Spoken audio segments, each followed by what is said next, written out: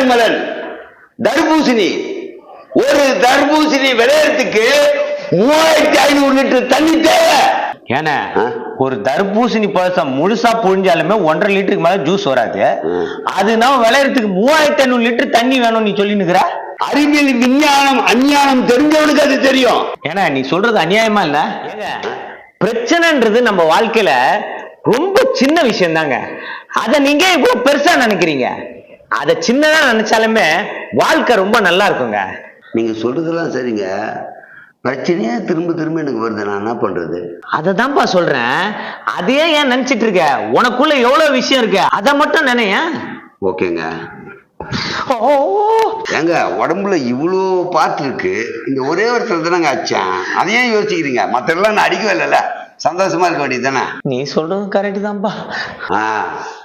எவனா ஒரு 10 பேருக்கு வச்சா விளக்கம் சொல்றது. இப்ப பிராக்டிக்கலா காமிச்சோம்ல, இனிமேல் இது மாதிரி சொல்லி தெரியாதீங்க. நினைச்சு போங்க. 5 கண்டங்கள் இருக்கிறது.